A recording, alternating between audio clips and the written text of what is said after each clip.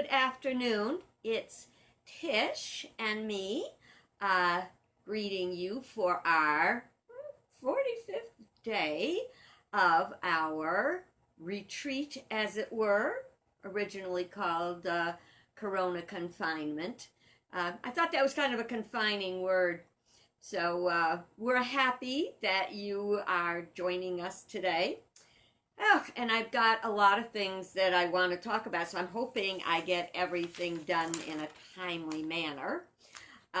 First of all, I wanted to share, which I like to do, is that today's daily word is called bloom. And it said, I am unique and ready to bloom.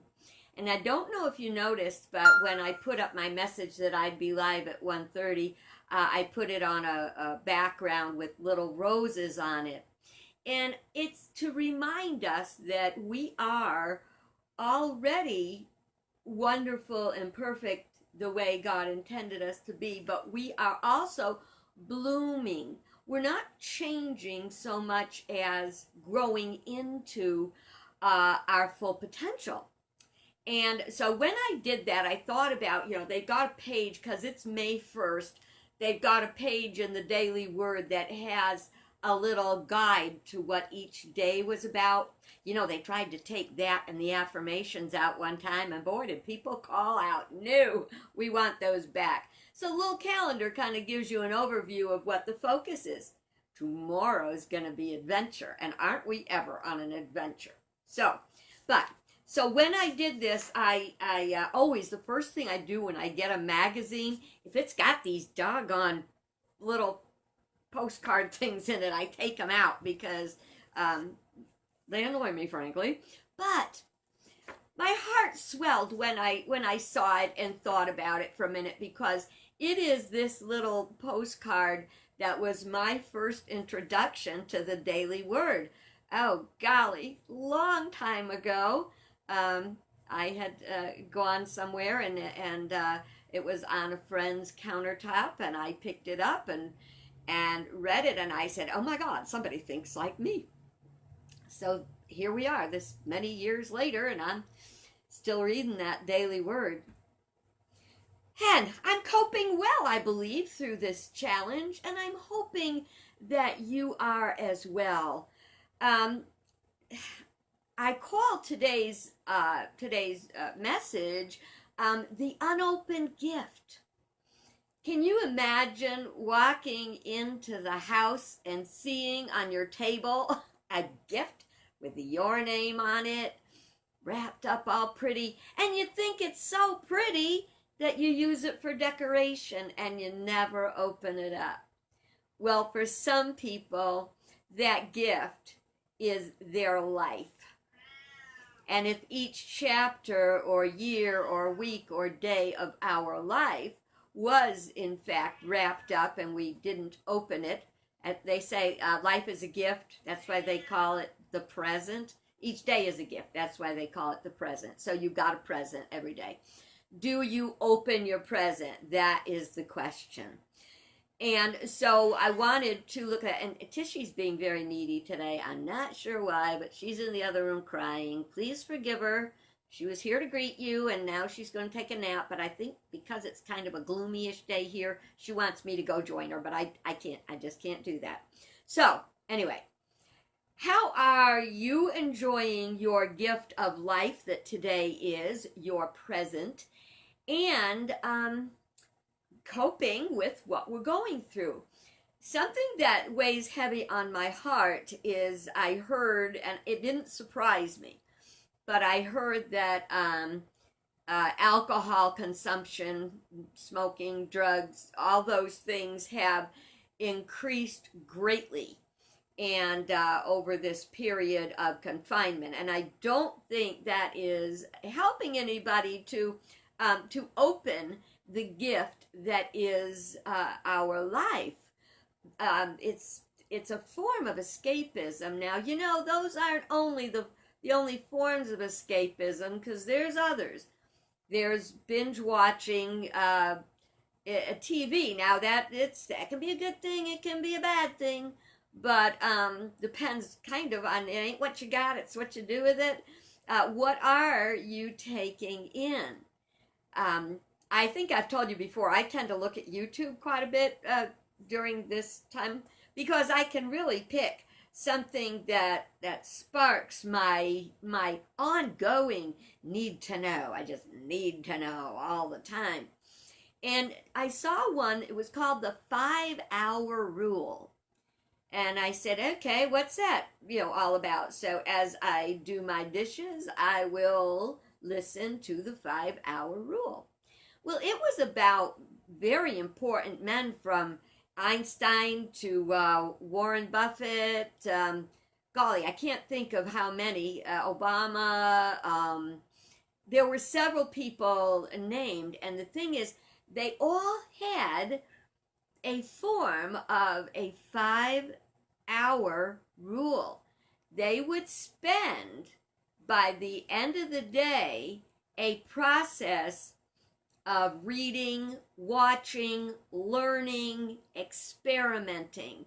So it was like a 5-hour lifetime learning thing that the aggregation, the buildup of all those hours they put into it manifested as a great life. So, like, as fun as it might be to sit back and watch 5 hours a day of Ink Master or Big Bang, another one of my favorites, or any of those things, if we're not learning or if we're not taking in something nourishing, mentally and emotionally, spiritually nourishing, we're not doing ourselves any good. In Unity, we teach life is consciousness. It's like we've talked over and over again. We have lower consciousness, which is human thought and thinking and human emotions, feelings, and then we have our spiritual part, which is intuitive, sensing, open to something greater.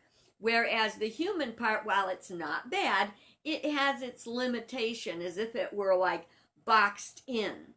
So if we're trying to just escape from being boxed in, we're not learning. Guess what? We're not really living. We're existing. There's a big difference between existing and living. And I sure hope that as you go through this time, if you haven't valued that already, and when you talk about walking in a house and there's a gift there, or when you wake up in the morning, there's a gift waiting for you, and that gift is the present. It is the moment. It is the gift. It is the presence. So what if one day someone knocked on their door and they said, okay, time's up. You're moving on from this planet. Would you not want that gift back? Yeah. Open your gift. It is your life. So, metaphysically, another important thing about life is that blood represents life. And metaphysically, the Charles Fillmore defines life as the animating power. It is this spiritual power, life, that's given to us that we receive from spirit and we express through our substance, through our, we've got a body so we can use it to do good things. And in the end, our life is going to be what we make it. So if we just have negative input all the time, chances are we're going to have a pretty negative outlook. Negative input means negative outlook. That's not a good thing. When I said that spiritually, metaphysically, blood represents life, what does blood do? It courses through the entire body, through the heart. And the heart, in the Bible, the heart means both the thinking, thought, and the feeling and the emotion. So that's like when we have an emotion, that emotion is based on a thought. So the life force, blood, flows through the entire body, every area of the body. On one hand, it brings the nourishment. On the other hand, it brings the blood back to restock, to recharge and put it through again. And it's so perfect and wonderful. And that's one of the hard things about the isolation we're experiencing. A part of circulation in life is being connected to others. That's one of the reasons why I so appreciate you being there and watching with me and giving me feedback and stuff, because we're circulating the very gift of life that we are. Now, that's not true for everybody that's going through this. The people that are either not aware of or ignoring or not wanting to reach out to the higher part of their being are locked into the lower levels and have a choice. And that choice is escapism, which one of the worst kinds of escapism during this time, in case you know anybody that might be doing it. I do not in any way, shape, or form encourage playing violent games on the computer or watching violent movies or television programs or listening to violent input, whether it's in music or even comedians. They can be pretty violent sometimes. It's not a good thing. If you want good, you've got to put your mind in it. So every day we have a choice. We can get better or we can get bitter. And I'm sure each one of us, I know for me it's true, have a lot of things that we might get bitter about and that don't go the way we want in their lives. Frankly, I'll take getting better to getting bitter any day. Our life is a gift from God. What we do with it is our gift to God. So what did you give to God today? If you don't want to use the term God, can we use the term spirit, the universe, a higher power, Mother Nature? Whatever it is, it's higher than our limitation, even our higher self. What did we do for our higher self? What did we do for the common good? Because that's the gift that we give for our life.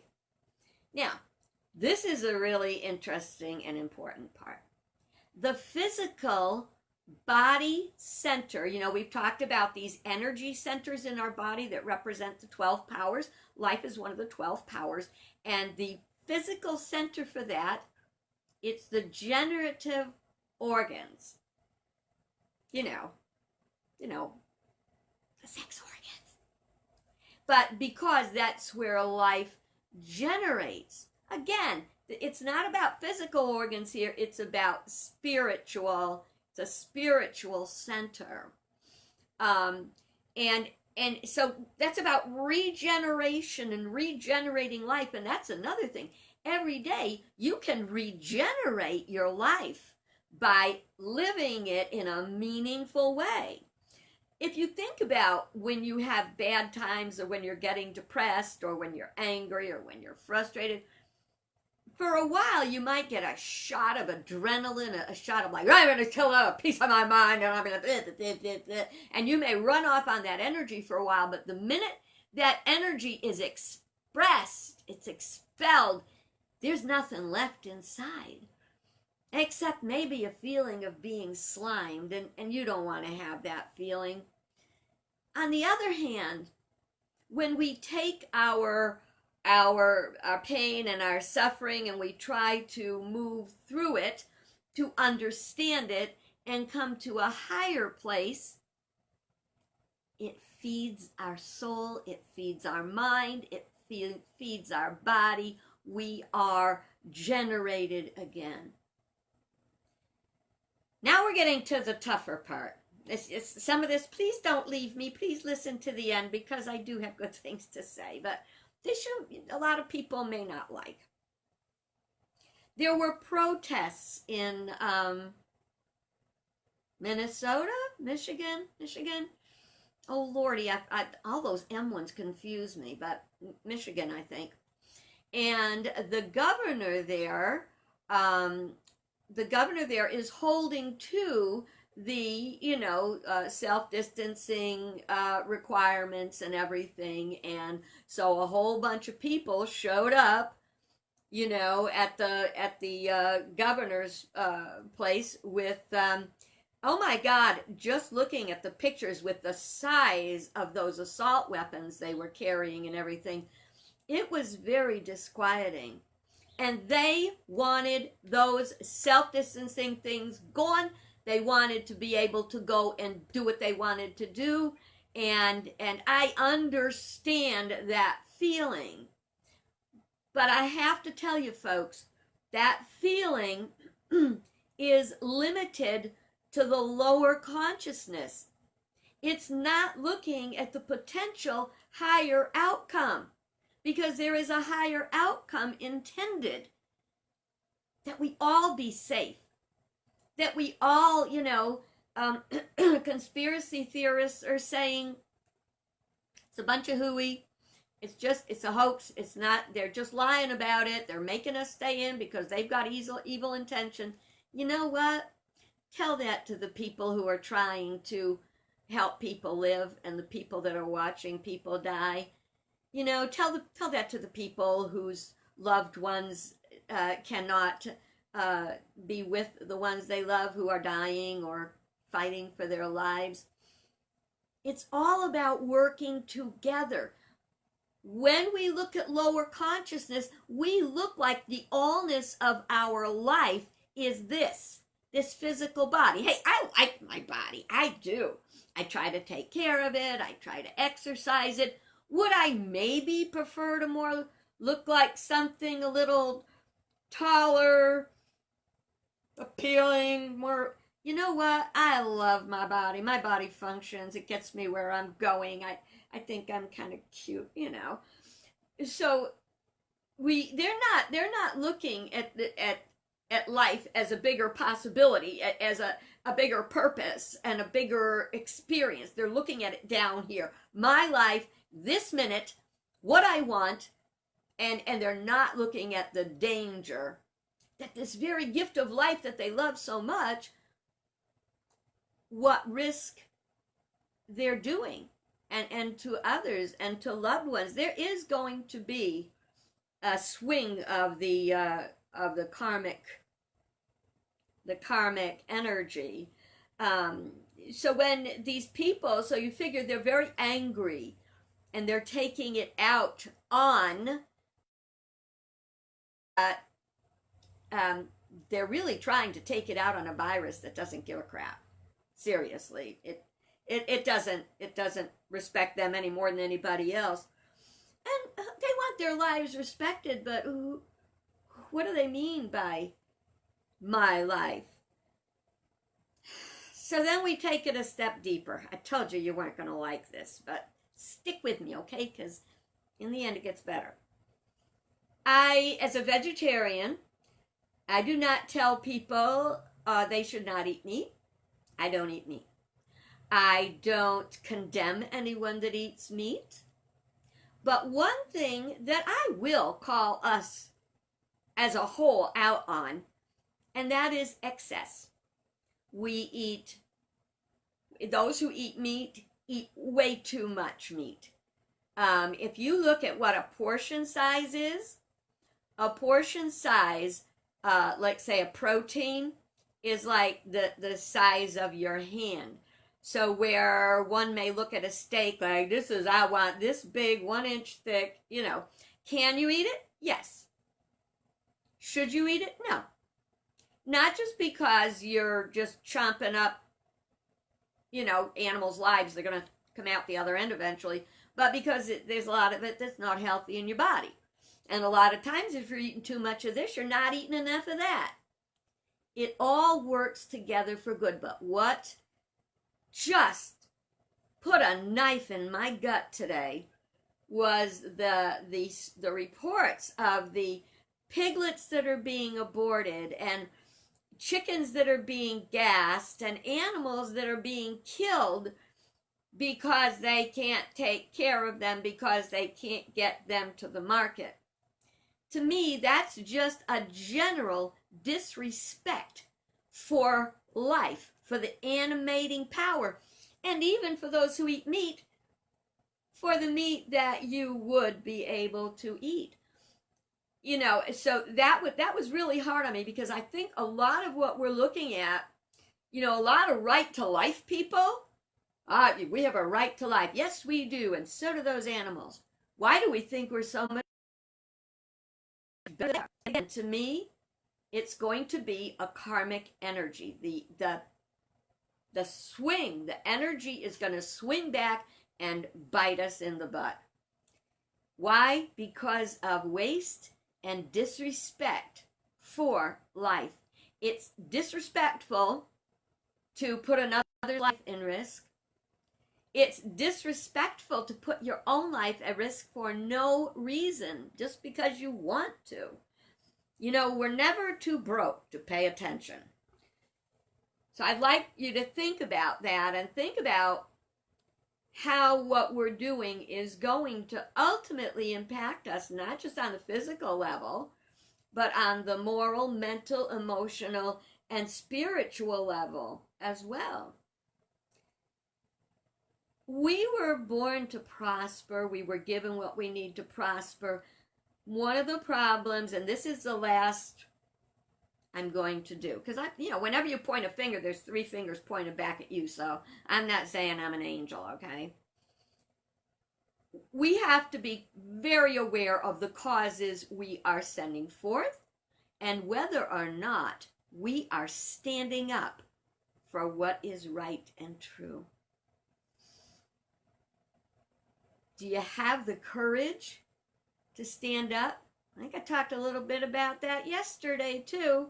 We need the courage to stand up for truth, and to speak our truth with love, and to share that, and to, all the people who are running to the stores and cleaning out I still have toilet paper. I bought a big bunch before this happened, not even consciously aware it was going to happen, but I seem to always buy toilet paper, So I'm set on that. When I start running out, I may, take another thought on it. But I tell you what I'm very conscious of.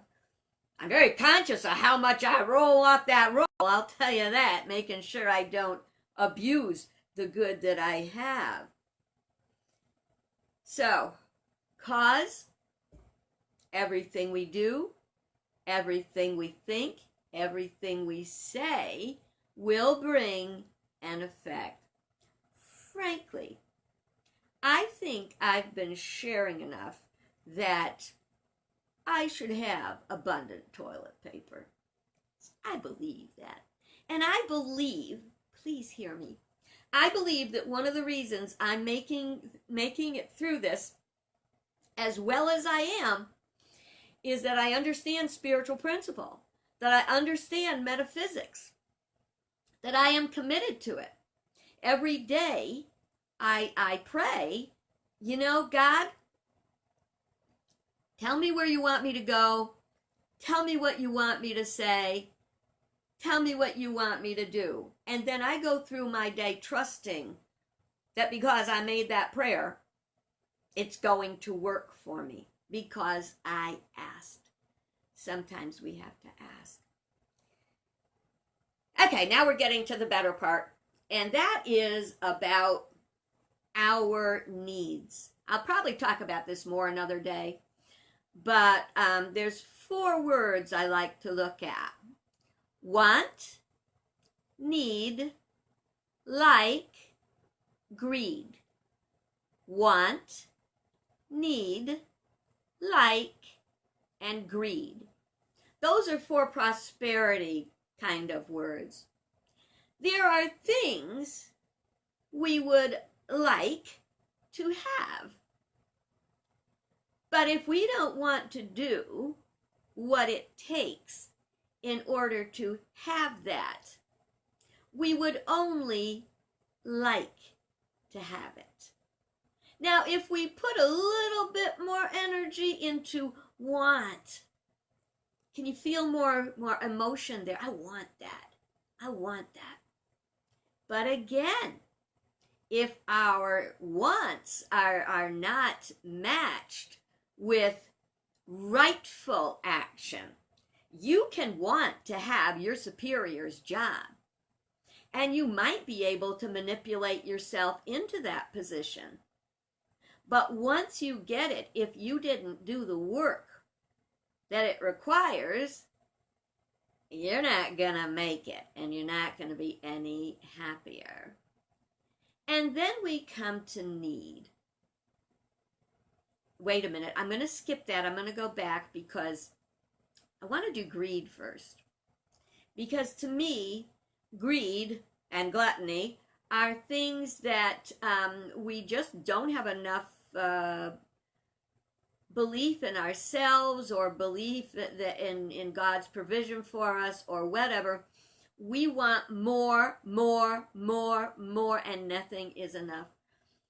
And I truly believe,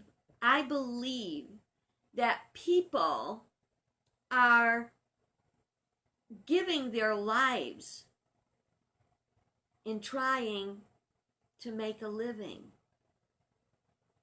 I honestly believe if we scale down what we consider requirements, we would find that we're way happier letting go than trying to get it all. I pray people that are spending their time with their families now, even though it's kind of forced, that they're remembering these days will pass so soon. I remember that Oshkosh commercial. Was it Oshkosh? Or Carter's. If they'd only stay small till their Carters ran out. Oh, how I would love to have my babies back.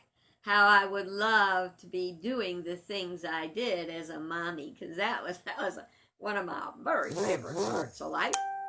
And I think that we all, if we realize and have a consciousness of how quickly time goes, if we treasure this time, treasure this moment without your family, treasure this moment with your family, treasure the moments you manage to create, even if you can't be with your family.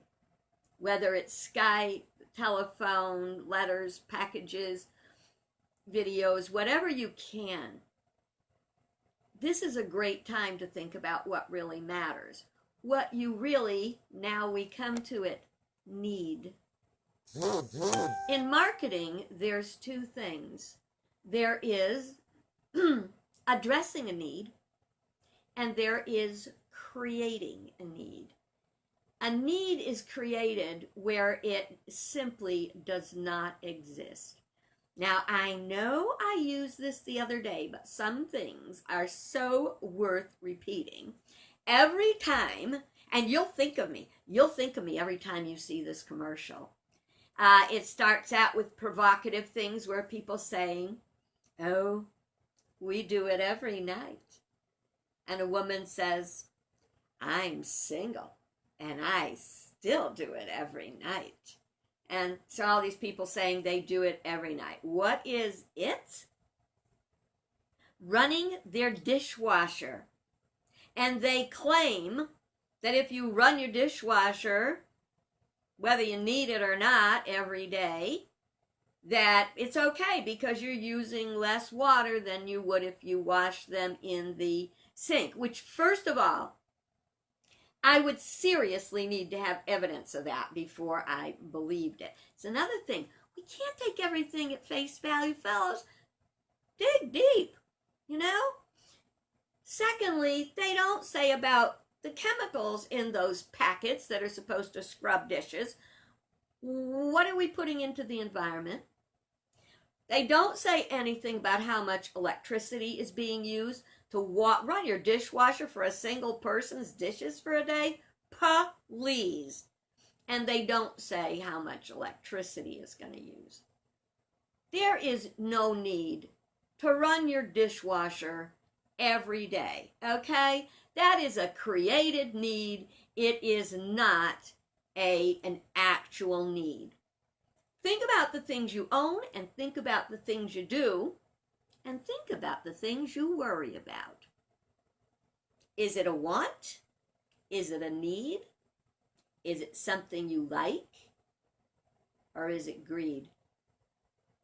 Think on those things. And I'm going to send you off to your day, and know that I love you, I bless you, I appreciate you, I behold the divinity in you, and I thank you from the bottom of my heart for spending this time with me. God bless you.